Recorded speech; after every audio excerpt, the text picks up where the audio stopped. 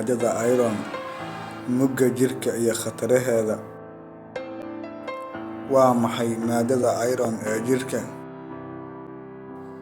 Maadadan iron-ta waxay ku dhex milman tahay unugyada dhiigga cas ee jirka.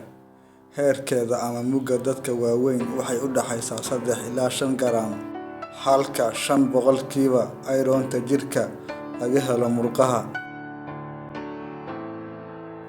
Shaqada iron-ta. Muhiimadda maadadan iron-ta ee jirka waa gudbinta iyo isdabamarinta gaasaska oksijiinta iyo carbon dioxide-ka, kuwaas oo aan jiidno neefsannana. Waxay sidoo kale maadadan iron-ta ka shaqaysaa wareegga iyo socdaalka dhammaan dhiigga.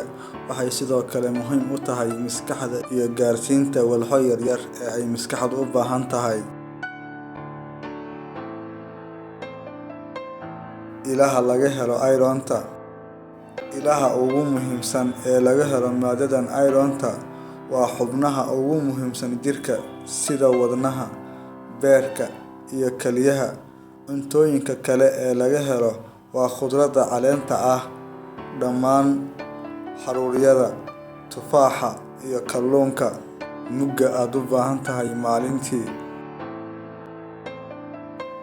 Dadka waaweyn waxaa looga baahan yahay inuu jirkoodu helo 10 milligaraam maalintii, halka haweeneyda ku jirta caadada looga baahan yahay 18 milligaraam maalintii. Dhinaca kale, hooyada xaamilada ah ayaa looga baahan yahay inuu jirkeedu helo 40 milligaraam maalintii. Xanuunka ay keento maadadan iron-ta oo ku yaraata jirka. Waxaa kugu dhacaya xanuunka anemia. Xanuunkan waa xanuun ka mid ah xanuunada ku yimaada nafaqo-darrada, kuna baahsan dhammaan waddamada oo dhan, xitaa waddamada horay u maray sida USA. Xanuunkan waxaa aad ugu nugul carruurta iyo hooyada qaada uurka daba-joogga ah.